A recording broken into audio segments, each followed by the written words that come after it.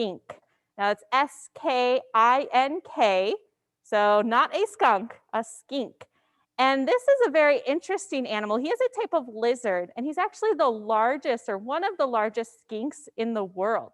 They're found near Australia on the Solomon Islands. So he is an island skink, and his prehensile tail allows him to climb. So he spends a lot of time in trees. He's arboreal. You can see him showing that arboreal trait right now as he's holding onto that branch. You can even see that prehensile tail. Prehensile allows him to grab onto branches as though it was another limb. So he's able to navigate through those trees. Now, what's really interesting about these skinks is not only that prehensile tail, but also the fact that they spend their entire lives usually on one tree. So you could say they don't really branch out. I didn't tell Katie that one was coming. So these guys have a territory, but the territory is usually only the size of one tree. And they'll live there their entire lives. That could be up to 15 years. And so just imagine living on that one tree. Now, they do rely on old growth forests. So anytime a forest is cut down, they're losing that habitat space. Now, I want to turn it over to Katie real quick just to tell us a little bit more about this prehensile-tailed skink and why he's so awesome. Yeah, so as we are starting to reopen our Conservation Learning Center, this is a new animal you'll be able to kind of find here. Our skink came to us while we were closed down, and so we've had a lot of good opportunities to get to just kind of hang out with him and get to know him in kind of a calm, quiet area. These guys are crepuscular, which kind of means that they are awake at the dawn and dusk, so those in-between times of the day. And so usually here you'll see him hanging out. We have some cork bark tubes. He really likes to kind of just poke his head out, kind of peek out onto the world. So he's a cool new species you'll be able to see in our Conservation Learning Center. Excellent. Yes. And like Katie said, he does like to hang out on branches, especially in the middle of the day. So if you come to the Conservation Learning Center, take a look at his habitat, but you might have to look really hard in order to find him. He has this lovely green coloration that helps him camouflage or blend in among the foliage. And since he is such a great climber, he may be up at the top of the habitat, but he also spends some time at the bottom. He has a nice wedge-shaped head that he can actually use to help burrow into the substrate at the bottom. So definitely look all over that habitat to find him. Now you may notice he has very long toes with claws at the end. Those claws really help him hold on. He's able to climb up trees, but also down trees using those claws. So a very, very good climber. Now, because he has a prehensile tail, that tail that helps him hold on to those branches, he cannot lose his tail like some other lizards can. If he did lose that tail, he'd lose that climbing appendage, and that would not be very good for him at all. Now, he does have some other really interesting behaviors. You may notice that just like us, he does have ears. You may have noticed the holes on the sides of his head. Those are his ears. They just look a little different than ours. So he does have pretty good sense of hearing and a pretty good sense of smell. And he also has those wonderful eyes. I love being this close to him because I get to see those eyes up close. It's pretty amazing. Now, he is what we would call an obligate herbivore. So he eats only plants. He needs to eat plants in order to survive. Mostly that takes the form of leaves, but also occasionally flowers or even sometimes fruit. Here at the zoo, he does love some fruit treats. That's one of his favorite things, I believe, is mango. Mango, papayas, and then he actually really loves, like you mentioned, flowers. And so hibiscus flowers, those bright, beautiful flowers, are going to be one of his favorite snacks here at the zoo. And we are working towards him coming out and being able to target. So targeting is something we do with a lot of animals at the zoo, and people don't realize that even animals like reptiles can also learn and participate in training programs just like almost every animal at our zoo.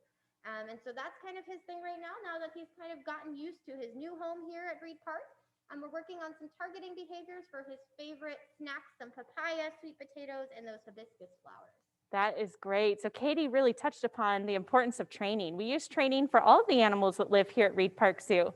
We use positive reinforcement training, so it's a positive experience for the animals, and they always get to choose whether to participate. If they decide they don't want to participate on a particular day, that's quite all right. We'll just try again later.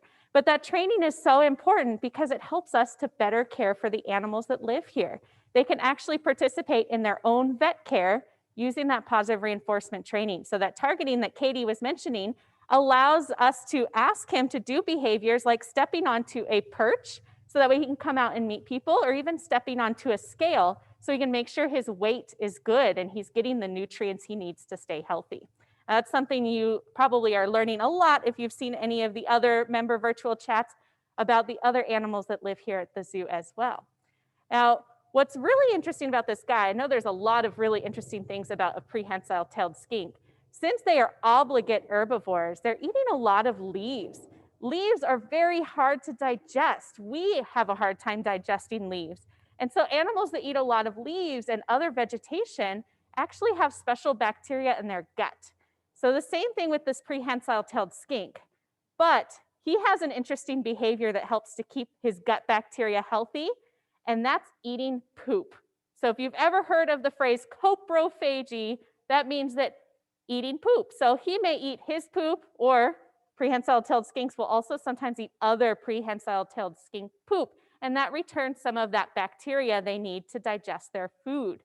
So that's a behavior that might be strange to us, but it's actually pretty common in herbivores, those plant-eating animals. So if you happen to come to the zoo and maybe you happen to see him eat poop, don't worry, that is a natural behavior. At this point, I think we can probably open it up to any questions that have come through chat. Can you remind people what he is and Yes. where he is in the zoo? Yes, so he is a prehensile-tailed skink, S-K-I-N-K, and he is found in the Conservation Learning Center at the back of the zoo where the old flamingo habitat was. We just opened this building just this week. So if you come inside, his habitat is against the wall that's on the south side of the building. So definitely take a look for him. He also shares a room with some other species like the bearded dragons, the green tree pythons, and some dart frogs. So definitely come and see these guys and take a look, see if you can spot him. Why is he green? So he spends his life in the trees. And as we know, trees are often green or greenish brown. So being green actually helps him to camouflage. So he can get into a log or onto a branch, and if he stays perfectly still, a predator, like maybe a large rat, will not be able to find him. So that coloration really helps him to camouflage. And something cool to look at him too. So he has kind of those green most throughout his body, but especially his back has these also patterns of darker colors, some browns and blacks, and that really helps him camouflage into the dappled sunlight that comes through those tree limbs. And so while he's mostly green to blend in with foliage, he also will be spending some time just like this, hanging out on the sides of trees and by bark. And so that other coloration really helps him camouflage in with all parts of his forest habitat.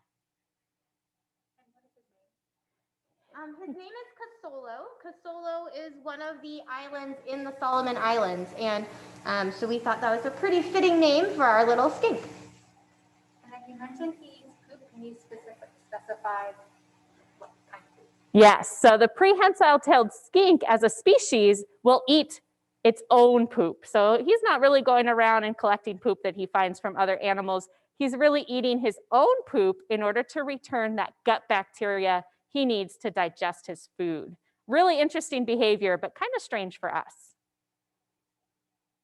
All right, sounds like maybe we don't have any other questions that have come through right now. Thank you guys so much for joining us. I hope you're able to visit Reid Park Zoo, come to the Conservation Learning Center, take a look and see if you can find Casolo here hiding out in his habitat. Just remember that we still have the COVID precautions, so make sure that you do wear your mask. Masks are required the entire time you're at the zoo. Make sure to bring plenty of water. We want to make sure you stay hydrated, but drinking fountains are currently closed. Thank you guys so much for joining us. I hope you have a good day. And everybody, we do have our annual member meeting coming up on April 28th. It's going to be via Zoom at 5:30 p.m. So if you would like to join us for that, we do have it on our website under the events tab. Registration is required, but it's totally free to attend. We're going to have Dr. Sue Tygelski, our Director of Zoo Operations, presenting, as well as Nancy Kluge, our CEO and president. So they're going to have all the latest animal and zoo updates for you. So definitely check that out. Thank you for joining us again this morning, and we will see you either on the 28th for our member meeting or on May 5th for our next Wild Wednesday. Have a great day, guys.